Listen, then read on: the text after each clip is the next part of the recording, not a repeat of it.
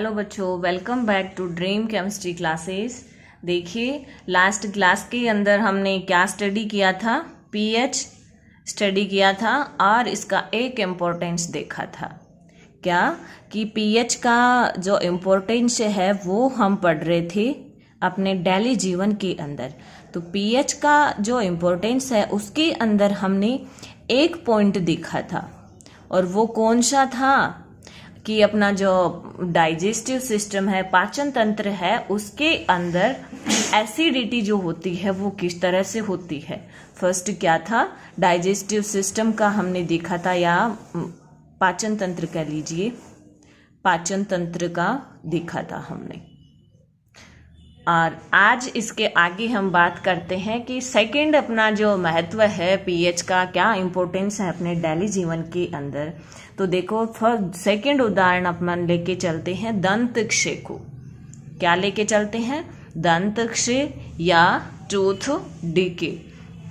तो जनरली अपना जो माउथ होता है, मुख होता है, उसकी पीएच कितनी होती है? 6.5 होती है। 6.5 है तो मीन्स क्या है? ये लगभग न्यूट्रल की तरफ जाने की कोशिश कर रहा है, फिर भी हल्का सा अम्लीय है। क्योंकि हमने देखा था कि जब पीएच 7 से कम होती है, 7 से कम होती है, तो वो तो क्या होता है? अम्ल होता है। जब पीएच का मान 7 हो जाता है तो विलयन या वो क्या हो जाता है? उदासीन हो जाता है। और जब पीएच का मान 7 से ज्यादा हो जाता है तो वो विलयन कैसा होता है? क्षारीय विलयन होता है। तो अपना जो माउथ होता है उसकी पीएच क्या होती है? 6.5 होती है। और दांतों का जो एनामल है, अपने जो दांत होते हैं उनको ऊपर एक सफेद कलर की कवरिंग होती है, उस पार्ट को हम क्या कहेंगे? एनामल कहते हैं। क्या कहते हैं? एनामल कहते हैं, जो कि कैल्शियम फोस्फेट का बना होता है। ये एनामल किसका बना हुआ होता है? कैल्शियम फोस्फेट का बना होता है। ये जनरल चीजें आपको याद रहनी चाहिए कि ये जो दांतों का जो कवरिंग होती है वो क्या होती है, किसकी बनी हुई होती है। और ये जो एनामल है, इसकी एक खास बात ये है कि ये अपनी बॉडी का सबसे हार्डेस्ट पार्ट माना जाता है, अपने शरीर का सबसे कठोर भाग माना जाता है। ओके, लेकिन जब पीएच का मान क्या हो जाता है?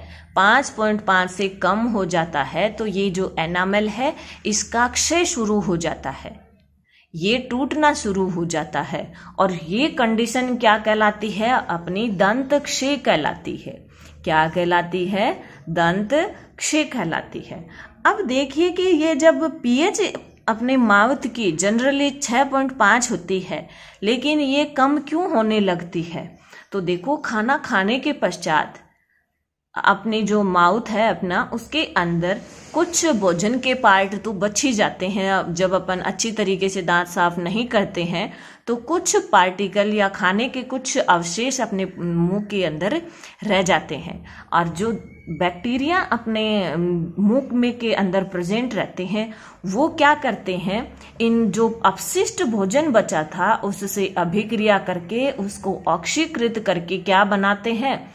अम्ल बना लेते हैं। और ये अम्ल बनते ही पीएच क्या हो जाती है? 7 से बहुत कम होने लगती है। और जब पीएच का मान कम होने लगता है, मीडियम अम्लीय बन जाता है, तो जो अपना इनामल है वो क्या हो जाता है? क्षय होना शुरू हो जाता है। और ये कंडीशन क्या कहलाती है? दंत क्षय कहलाती है। ये तो बात आ गई कि दंत क्षय क्या होता है और क्यों, किस वजह से दंत क्षय शुरू होता है। लेकिन बात सबसे ज्यादा इम्पोर्टेंट ये होती है कि इसका सॉल्यूशन क्या है। भाई, हमें क्या करना चाहिए कि अपना एनामल है वो सेफ रहे, अपना जो माउथ है उसकी पीएच कम ना हो। तो इसके लिए देखिए हमें क्या करना चाहिए? खाना खाने के बाद में दंत मंजन हो या कुछ कोई भी क्षारीय विलयन हो, उससे अपने मुंह की सफाई करनी चाहिए ताकि दंत क्षय को रोका जा सके। इस तरह से दंत क्षय है, ये इम्पोर्टेंट टॉपिक बन जाता है और आप इसको आसानी से देख सकते हो। तो क्या होता है दंत क्षय के अंदर कि जब पीएच का मान कम होने लगता है तो क्या हो जाता है? ये अपना एनामल है उसकी ह्रास होना शुरू हो जाता है, उसका क्षय होना शुरू हो जाता है, और इस स्थिति को हम क्या कहते हैं? दंत क्षय कहते हैं। नेक्स्ट टॉपिक अपना आता है पीएच के इम्पोर्टेंस के अंदर एसिड रेन या अम्ल वर्षा। तो देखो, जो अम्ल वर्षा है वो क्या होती है? जनरली ये माना जाता है कि वर्षा का जल है वो प्योर माना जाता है, शुद्ध माना जाता है, लेकिन आजकल क्या चल रहा है, प्रदूषण की वजह से जो नाइट्रोजन है, सल्फर है, इनके ऑक्साइड है, वो वाटर से अभिक्रिया करके क्या बना लेते हैं? अम्ल बना लेते हैं। और ये अम्ल जब वर्षा के रूप में वर्षा जल की बूंदों के साथ अपनी पृथ्वी पे पहुंचते हैं, तो इस कंडीशन को हम क्या नाम देते हैं? एसिड रेन या अम्लीय वर्षा नाम देते हैं। तो देखो, जो अम्ल वर्षा है, या जब हम यूं कह सकते हैं कि जब प्रदूषण के कारण वर्षा जल की पीएच अगर 7 से कम होने लगती है बहुत ज्यादा, तो वो स्थिति क्या कहलाती है? अम्ल वर्षा कहलाती है। और अम्ल वर्षा के क्या नुकसान है? तो देखो, अब अगर प्रदूषित जल बारिश के साथ में आएगा तो सीधी सी बात है, अपने जो पानी पीने के स्रोत हैं वो भी प्रदूषित हो जाएंगे, नदी नाले सारे हर कुछ प्रदूषित हो जाएगा, अपनी भूमि भी क्या हो जाएगी? अम्लीय हो जाएगी, जिससे अपना जो फसल है, मिट्टी है, ये सब क्या होगा?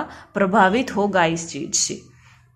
और इसका सॉल्यूशन क्या रहेगा कि अगर हम प्रदूषण पे नियंत्रण कर लेते हैं तो अम्ल वर्षा भी कुछ हद तक नियंत्रित हो सकती है। नेक्स्ट टॉपिक की बात करते हैं हम। 4th नंबर पे अपना आता है कीटों के डंक। तो देखो, कीटों के डंक के अंदर जनरली आपने मधुमक्खी का डंक तो आपने देखा ही होगा, कभी ना कभी तो आपको डंक मारा ही होगा मधुमक्खी ने। तो देखो, मधुमक्खी का जो डंक होता है उसके अंदर हमने इस पार्ट के स्टार्टिंग में भी देखा था, इसके अंदर क्या होता है? मेथेनोइक अम्ल होता है। कौन सा अम्ल होता है? मधुमक्खी, चिंटी, इनके डंक के अंदर ये फॉर्मिक अम्ल या मेथेनोइक अम्ल होता है। तो क्या होता है कि जैसे ही ये हमें स्टिंग करते हैं, डंक मारते हैं, तो डंक अपनी जो त्वचा है उसके अंदर ये डंक के साथ में क्या स्रावित करते हैं? कोई ना कोई अम्ल स्रावित करते हैं, जिससे हमारी त्वचा पर क्या होने लगती है? जलन होने लगती है।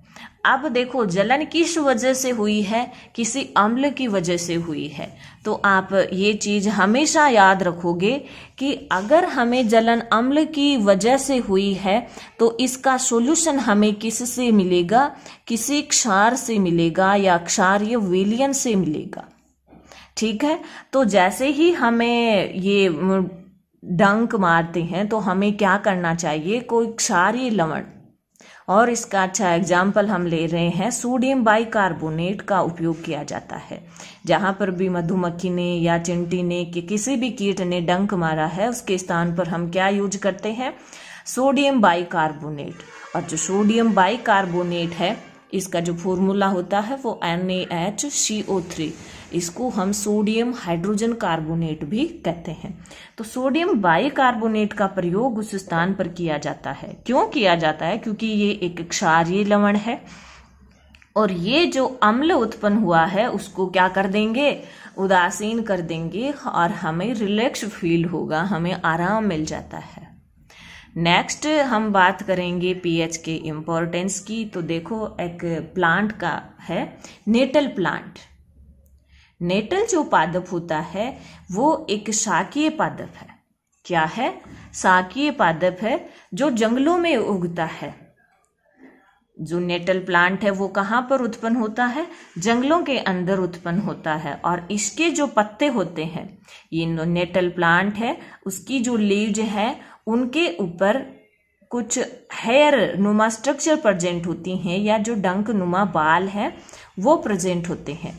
और गलती से जब कभी ये हेयर है या जो ये बाल है ये हमें छू जाते हैं तो हमें डंक जैसा दर्द होता है, हमें ऐसा फील होता है कि किसी मक्खी ने हमें काटा है। क्यों ऐसा हमें क्यों लगता है? क्योंकि ये जो लीव्स हैं, इनके हेयर हैं, उसके अंदर मेथेनोइक अम्ल का स्राव होता है। कौन से अम्ल का? मेथेनोइक अम्ल का स्राव होता है। और अम्ल अपनी स्किन या त्वचा के कांटेक्ट में आएगा तो हमें जलन तो होगी। अब देखिए इसका सॉल्यूशन हमें कहाँ मिलेगा। ये एक और पौधा होता है डोक। क्या नाम होता है पौधे का? डोक पौधा। तो इसकी पत्तियों को जब हम डंक वाले स्थान पर रबिंग करेंगे या रगड़ेंगे तो हमें आराम मिल जाता है या जलन अपनी कम हो जाती है। क्यों?